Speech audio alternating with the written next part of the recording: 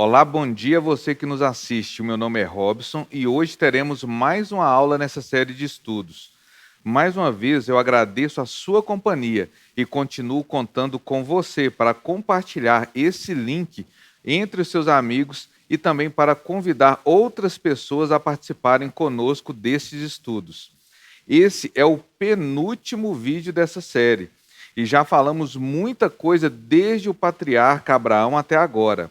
Se você ainda não tiver assistido, se puder, assista aos vídeos anteriores, pois certamente há informações importantes para você entender todo o contexto da sociedade em que Jesus nasceu.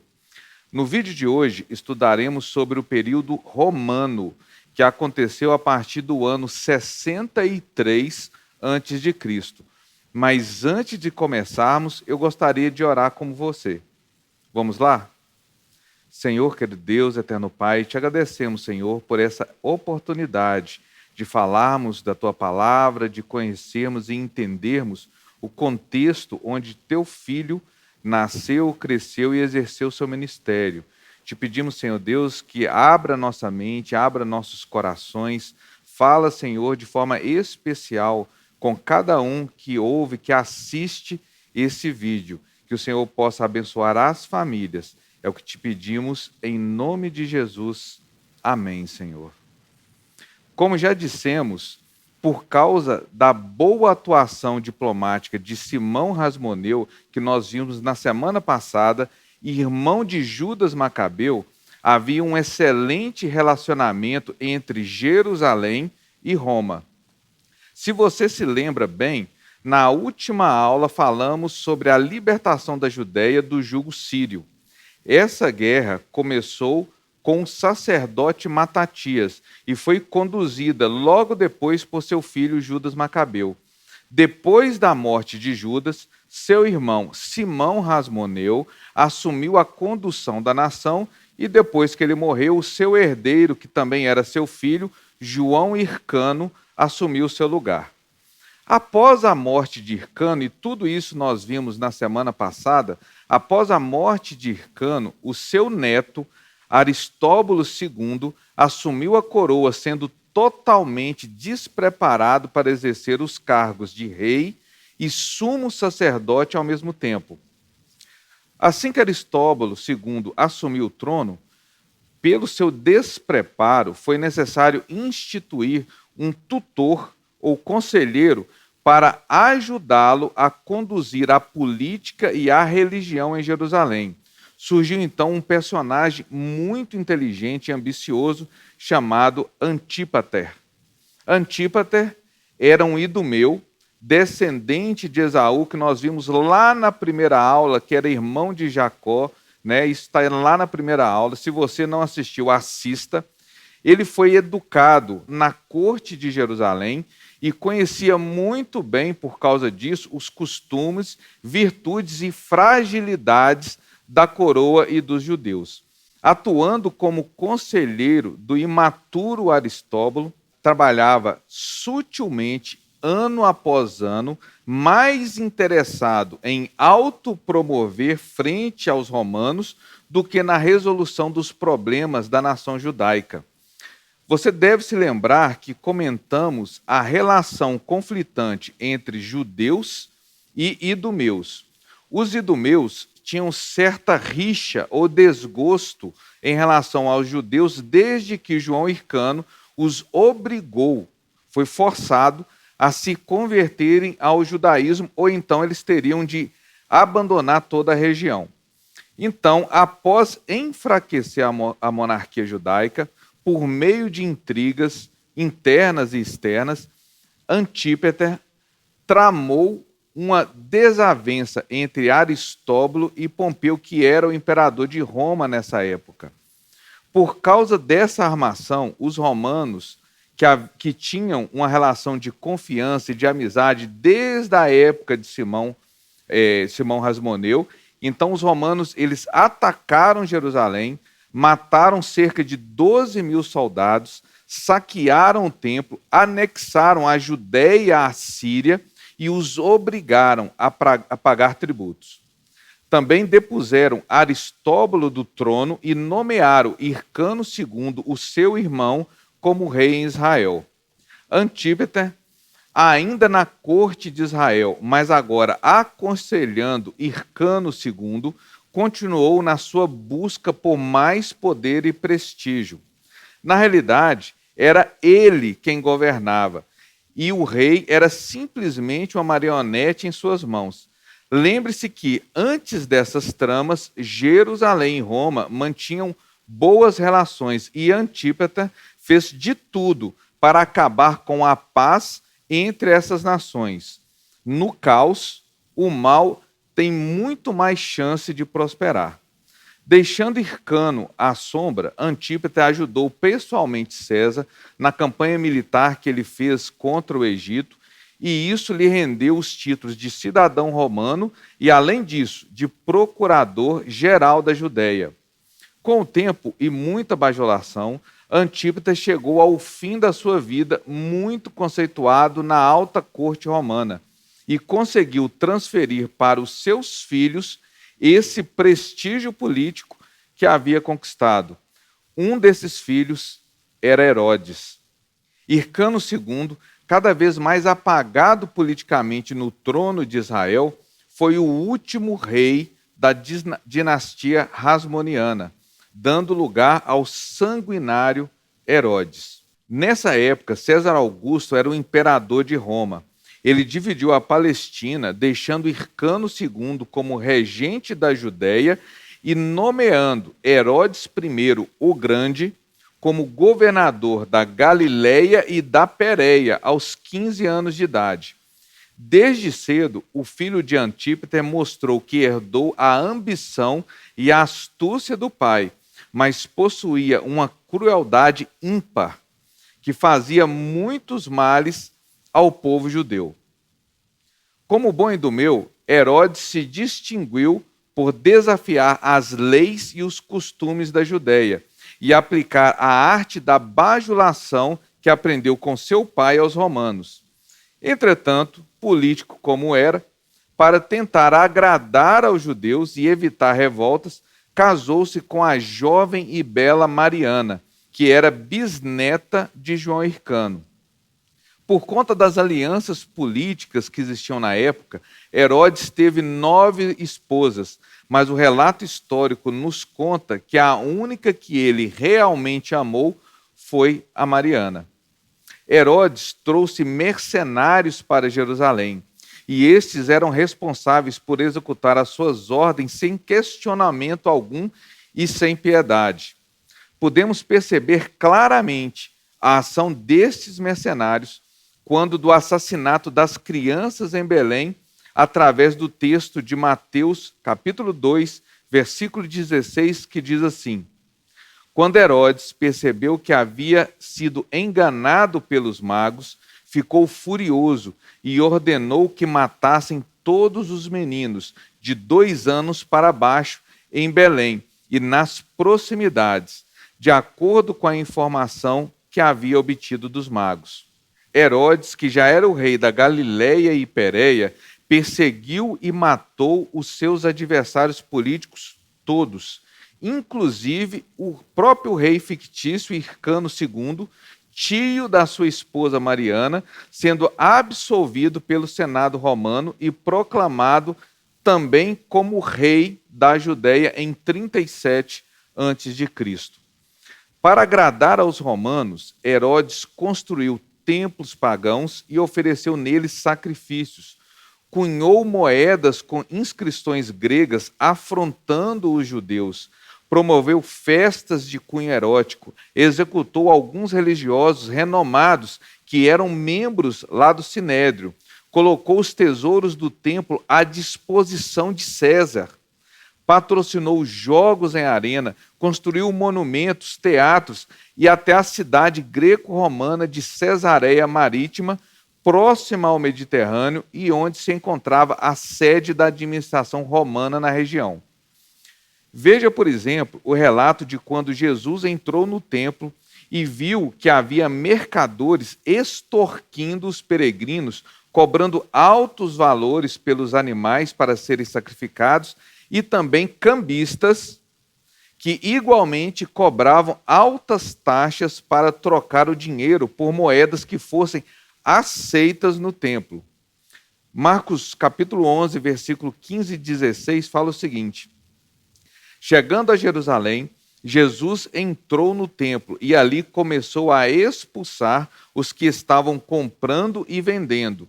Derrubou as mesas dos cambistas e as cadeiras dos que vendiam pombas e não permitia que ninguém carregasse mercadorias pelo templo.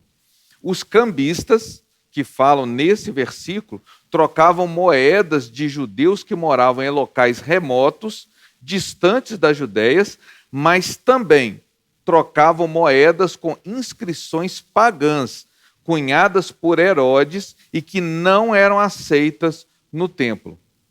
Para impedir que algum rasmoneu usurpasse o trono, já que essa família tinha apoio popular e vários feitos heróicos no currículo, Herodes mandou matar a sua amada esposa Mariana. Após esse ato terrível, há relatos de constantes e profundas crises de depressão em sua vida. Sua sogra, Alexandra, aproveitando a crise de remorso de Herodes e para vingar a sua filha, tentou tomar Jerusalém, mas foi impedida, torturada durante 2 dias para delatar os seus apoiadores e depois disso foi morta em 28 a.C. Mas a loucura de Herodes não parou por aí. Seus 2 filhos com Mariana tinham ido estudar em Roma. Eram muito capazes e tinham sangue rasmoneu. Eles ganharam naturalmente a simpatia dos judeus que viam uma pequena esperança daquela família ilustre voltar ao trono de Israel algum dia. Mesmo inocentes de qualquer crime, os 2 jovens foram presos e torturados durante dias para confessarem uma traição que nunca existiu e acabaram sendo executados na forca a mando do próprio pai. Estes foram os últimos remanescentes da heróica família Rasmoneu, que nos anos anteriores haviam libertado Israel dos sírios. Herodes, já no fim da vida, velho, doente e perturbado, descobre uma verdadeira traição. Antípater, o filho mais velho e preferido, fruto do seu primeiro casamento com Dora, que também era idumeia, se uniu a 7.000 fariseus para derrubar o próprio pai. Descoberto, Antípater foi preso e enviado a Roma para ser julgado por César. O imperador romano decidiu então devolver o filho traidor ao pai para que Herodes fizesse o que bem entendesse com ele. Enquanto aguardava o retorno do filho preso, o estado de saúde de Herodes se deteriora. Seu corpo cobriu-se de chagas, a febre era constante e o velho rei vive possivelmente os seus últimos dias. Foi nesses dias que Herodes recebeu a visita de uma caravana de sábios que lhe fizeram a seguinte pergunta: onde está o recém-nascido rei dos judeus? Pois vimos a sua estrela no Oriente e viemos para adorá-lo. Herodes então ficou atormentado. Na cabeça dele, a dúvida era: rei? Qual dos Rasmoneu teria escapado? Onde estaria o príncipe herdeiro? Mandou então os sábios voltar a Belém e ficou aguardando a localização do menino para assassinar a criança. Mas como os sábios não retornaram, então enviou aqueles seus mercenários para matar todas as crianças abaixo de 2 anos. Quando seu filho Antípater retornou lá de Roma, Herodes, que já estava em agonia, decidiu matar o seu primogênito, filho preferido e o mais indicado ao trono. Ao saber da execução, o próprio César disse uma frase que ficou famosa: prefiro ser um porco nas mãos dos judeus do que um dos filhos de Herodes. Acamado e no leito de morte, sabendo que era odiado pelo povo e que certamente haveria alegria em sua partida, Herodes então mandou prender um nobre representante de cada casa da Judéia e deu a seguinte ordem: assim que souberem que expirei, matem todos, para que haja pranto e lamento no dia da minha morte. 5 dias após a execução de Antípatra, seu filho, Herodes faleceu em grande e apavorante agonia.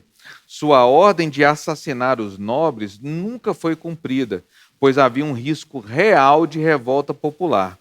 E o seu reino foi então dividido entre os 3 filhos que tinha na época: Filipe, Arquelau e Herodes Antipas. A partir do ano 6º depois de Cristo, a administração do território judeu foi entregue a procuradores romanos, sendo Pilatos um destes procuradores. Depois de Davi e Salomão, Herodes o Grande é considerado, apesar da sua crueldade, o rei mais influente e poderoso que Israel teve. Antes de continuarmos, quero ler um trecho bíblico e peço que o irmão, o amigo que nos assiste, medite nesse trecho, pois se trata de um alerta do próprio Jesus. Marcos 8, 34 a 38 fala o seguinte: então ele, Jesus, chamou a multidão e os discípulos e disse: se alguém quiser acompanhar-me, negue-se a si mesmo, tome a sua cruz e siga-me. Pois quem quiser salvar a sua vida, a perderá. Mas quem perder a sua vida por minha causa e pelo Evangelho, a salvará. Pois que adianta o homem ganhar o mundo inteiro e perder a sua alma? Ou o que o homem poderá dar em troca da sua alma? Se alguém se envergonhar de mim e das minhas palavras, nessa geração adúltera e pecadora, o Filho do Homem se envergonhará dele quando vier na glória de seu Pai com os santos anjos.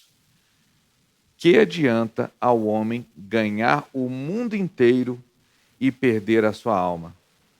Pense nisso. Enquanto estava vivo, Herodes separou o cargo de líder político, que ficou com ele, do cargo de líder religioso, que voltou a ficar com o sumo sacerdote. Também privilegiou o partido herodiano, que foi um grupo criado por ele para cuidar de toda a administração e de seus interesses. Voltando à questão histórica, no ano 20 a.C., com o objetivo de minimizar o descontentamento judeu, Herodes iniciou a reforma do Templo de Jerusalém. Na execução do projeto, ele quase que destruiu o templo erguido por Zorobabel e levantou um outro maior no estilo greco-romano, todo em mármore branco.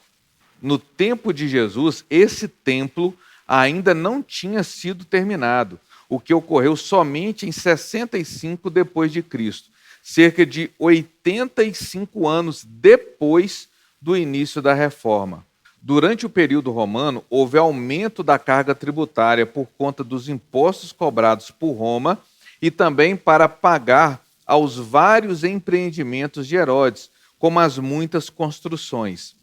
Os impostos de Roma eram cobrados pelos publicanos, ou seja, os funcionários públicos de César, e que eram muito mal vistos pela população, pois além de um grande contato que tinham com os gentios, cobravam de seus compatriotas para a nação inimiga, sendo considerados traidores da pátria. Para o transporte de cargas e tropas, houve uma ampliação e uma melhora das estradas, bem como a construção de muitos portos em todo o Império Romano. Essas estradas e portos foram grandemente utilizadas pelos missionários por ocasião da expansão do Evangelho no primeiro século.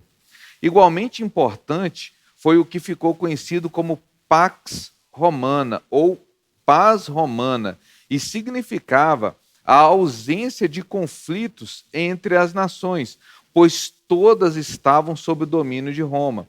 Essa paz existente também facilitou em muito a divulgação da mensagem de salvação. Como você pôde perceber, Roma fazia certas concessões aos territórios conquistados.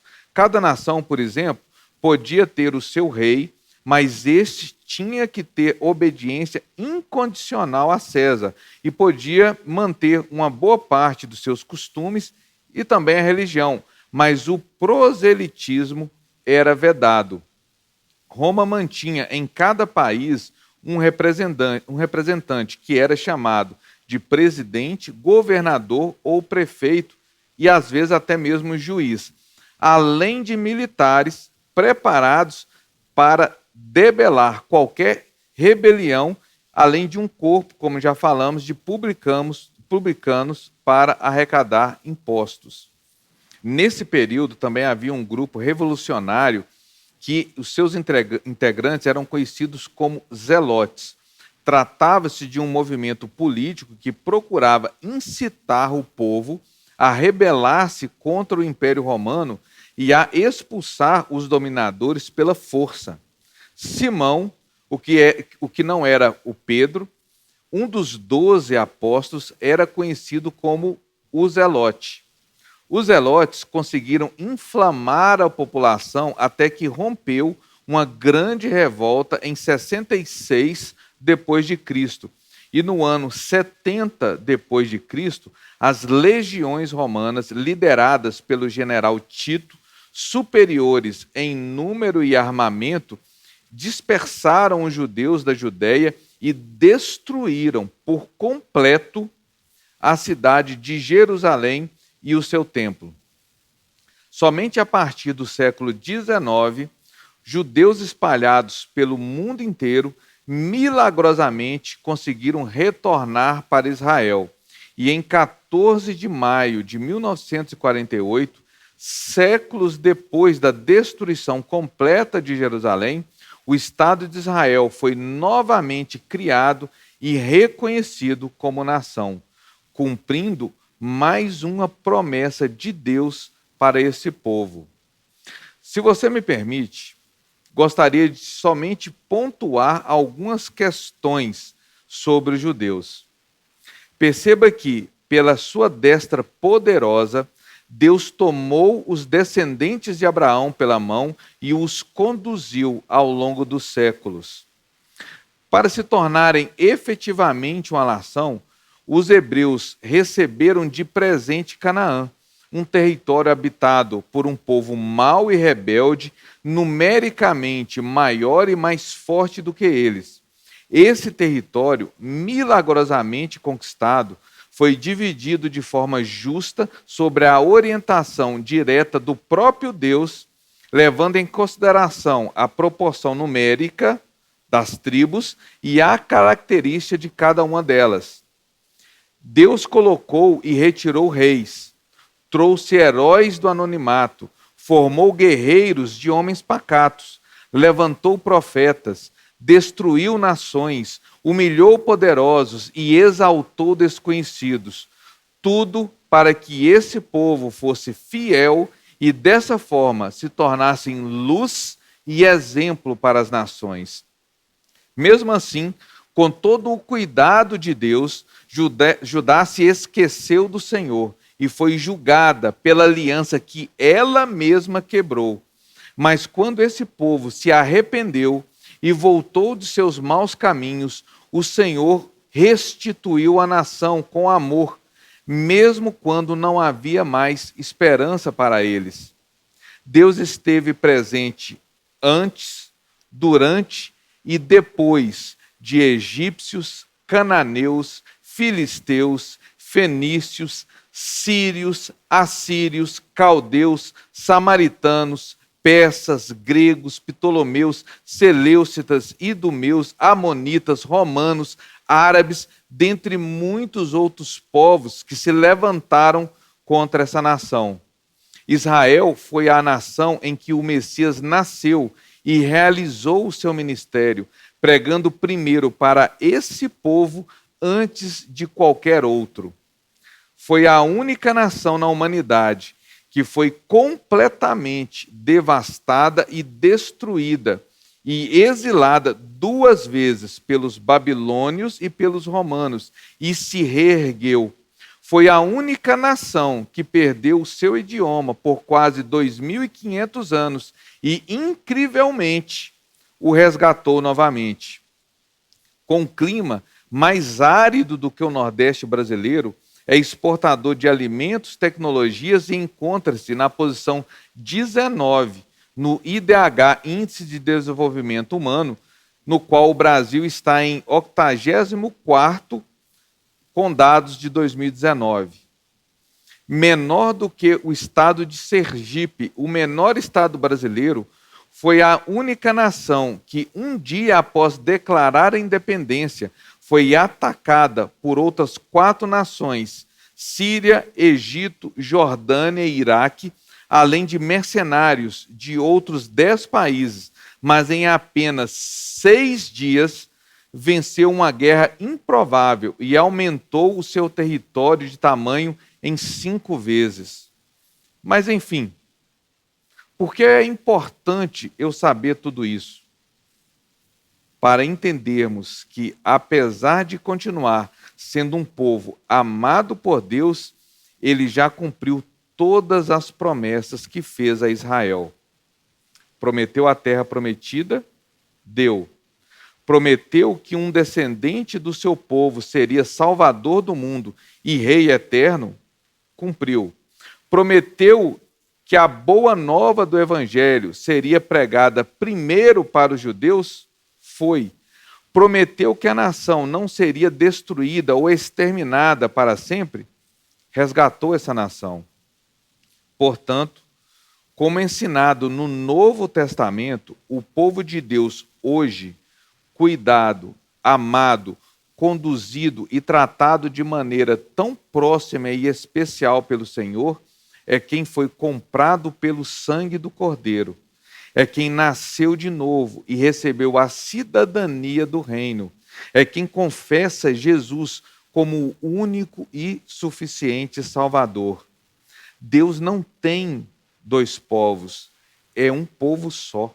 A ligação sanguínea pelo parentesco se desfez com Jesus e o novo pacto, firmado pela fé, teve início no Calvário.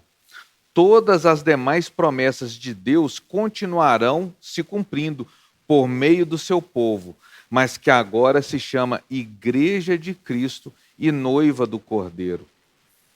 Mas a todos os que o receberam, aos que creem no seu nome, deu-lhes a prerrogativa de se tornarem filhos de Deus, os quais não nascerem de linhagem humana, nem do desejo da carne, nem da vontade de homem algum, mas de Deus. Estamos terminando essa aula. Obrigado pela sua companhia. Deus abençoe sua vida e até domingo que vem.